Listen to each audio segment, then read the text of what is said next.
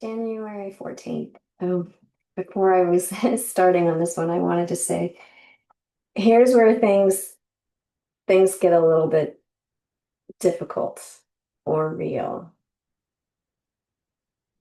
So many of us who have an addict in our lives, we're fixated, we're obsessed with that person.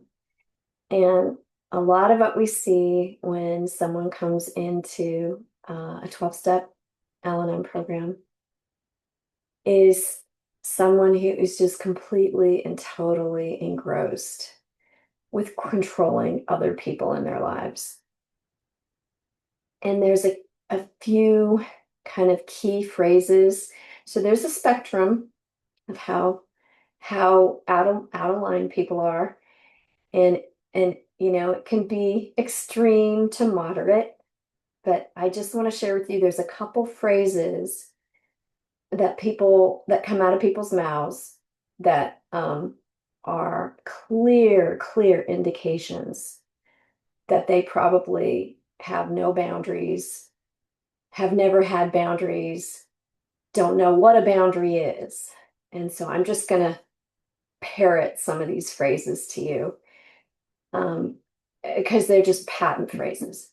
So oftentimes I'll hear someone say, nobody can tell him anything. All right. And the word tell is always there. Well, when you're speaking to someone 18 or older, you're not entitled to tell them anything, even if they're living under your roof. It's about respect.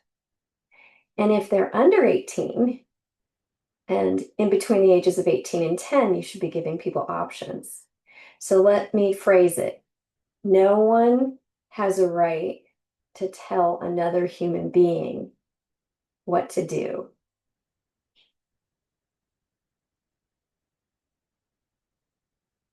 You can invite cooperation, you can speak respectfully, and many of these people, they don't know what respect looks like.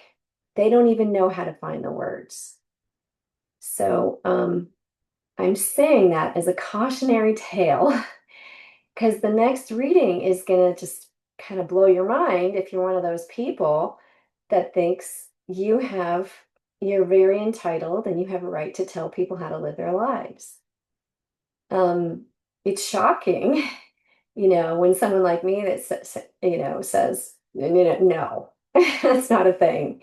That's not a right. That's not a privilege. You're not God. You're way out of line. So I also want to suggest that when someone who has extreme control issues in their lives come into a 12-step program, what I have witnessed is it's one and done. They show up once. They usually try to tell me how to run this 12-step program, and they never come back. And I try to lovingly say what I believe they need to hear in that moment because I know they're prideful, they're hardened, they're entitled, they're a mess, and they're probably not going to come back. And they're doing a lot of damage to the loved ones in their lives, probably everyone in their life. And they feel it's their right to behave this way. So I just say this kind of as a caveat. We've all got issues with control. We fall on a spectrum, and the idea is not to point the finger at the other guy. The whole idea is to figure out where you are on that spectrum and make appropriate corrections to your own behavior. All right. So, January 14th, I learned in Al Anon that I'm bound to fail to make someone else stop drinking because I'm powerless over addiction. Others in the fellowship had failed as well, yet they seemed almost happy to admit it. In time, I understood. By letting go of this battle we were sure to lose, we become free. Gradually, I learned that nothing I did or did not do would convince my loved one to get sober. I understood intellectually, but it took time before I believed it in my heart. Frequently, Al-Anon meetings, phone calls, and readings of Al-Anon literature were indispensable to this learning process. Later, when my loved one chose sobriety, I found new ways to apply this principle of powerlessness. Although I was tempted to check up on the number of meetings he attended to protect the addict from anything upsetting, I had accepted that nothing I could do would make or break another person's sobriety. After a while, I saw that my fears had very little to do with the addict. Instead, they indicated that I needed to work my program. Today's reminder: when I am able to admit that I am powerless over addiction, my life becomes manageable. Today, I will take the path to personal freedom and serenity that begins when I surrender.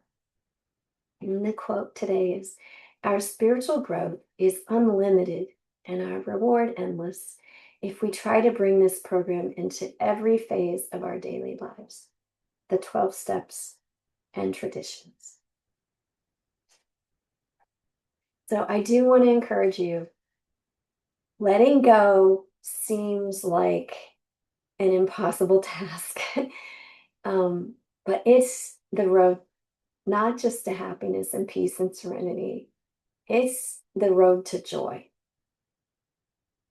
And people oftentimes don't really believe it, that you can be at complete peace and total joy, whether the gamer is still gaming or not, because you've come to that place where you realize that your higher power, that God's got them, and that they need to hear from God.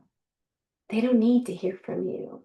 And very often, telling people something is going to drive them away from you and in the wrong direction. And if you genuinely love that person, you don't want to push them further into addiction. So I hope this blesses you this day, and see you the next time.